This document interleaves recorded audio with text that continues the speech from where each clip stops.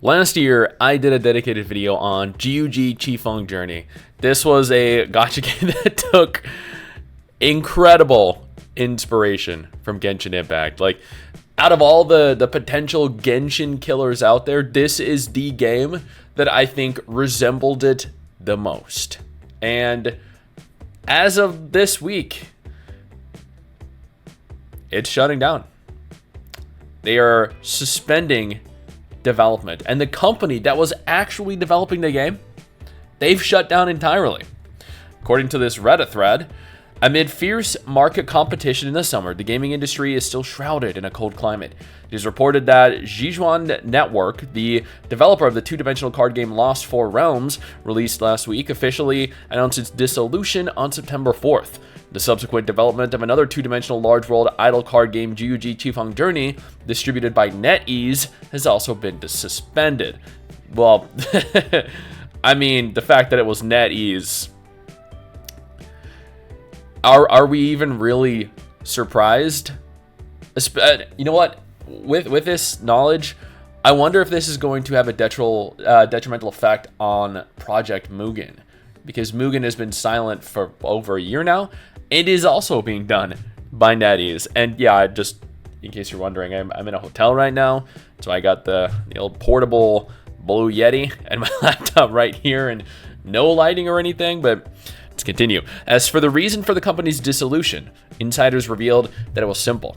That is, the company could not continue to operate due to a broken capital chain. The whole process seemed to be going quite quickly because after the R&D director announced the dissolution of the company the day before, the human resources department had already begun to negotiate with employees about resignation and compensation. Most employees will leave within a few days, leaving only a few people to be responsible for the operation of the online project, Lost Four Realms. This news has caused concerns about the future development prospects of Jiuji Network. However, in this competitive gaming industry, both large and small companies face financial pressure and market risks, which may be a common challenge. And honestly, with how many gacha games are developed and released per month, per year in China, yeah, this makes complete and utter sense. It's disappointing to see. It genuinely is, because like, when I did a dedicated video on it, I thought, wow, this could not be a bigger Genshin clone if it tried. The characters were the same, the world was the same, like literally the original town that you see when you get in, like within the first 30 seconds of the trailer, is Mondstadt. Like, it is so Genshin Impact, you wouldn't believe it.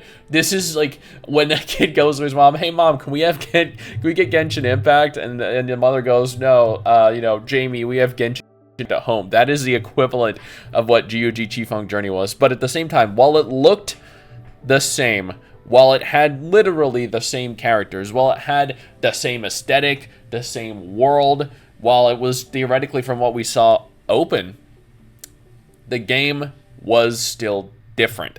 It was not an action game. It didn't focus on the same things that Genshin focused on. It just, for whatever reason, decided, maybe if we have an aesthetic that is like Genshin, it might appeal to the Genshin demographic. It might leave players that are fans of Genshin wanting to try our game out. And, I can't fault them for that. Lots of games do that. Tower Fantasy did that. And at the end of the day, sometimes it'll work. Sometimes it won't. What do the comments say, though?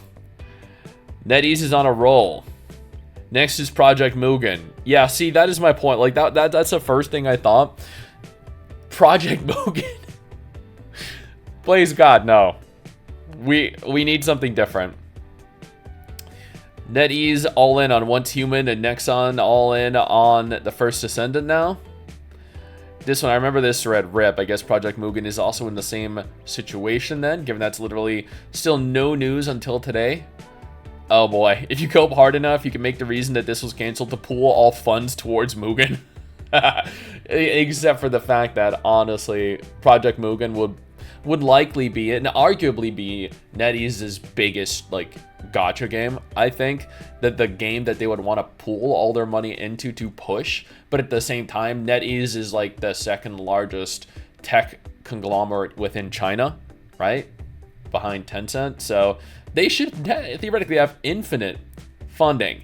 All I can say is good luck to the employees working there, since they didn't really have any notice here. I'm guessing it's going to be tough for them for the next few weeks. Yeah, one day they're working on the game, 3 days later, everyone is already fired. God damn. I hope someone does the 3D models. Too good to leave them. I mean, let's be honest. From what we saw in the trailer, the 3D models are literally just Genshin Impact. If you want the character models for the characters, just go play Genshin. Oh, man. So, this is sad. It's always sad to see gacha shut down, unless it's a bad gacha game. But at the same time, it's also always worse to see a gacha game get canceled before even having the opportunity to release and to acquire an audience. But at the same time, with how many gacha games come out, how many gacha games are coming out that are quality, like Arknight's Enfield, Azure Pamelia, Neverness to Everness, maybe Project Mugen. Would this game have really even had any chance at success? Probably not.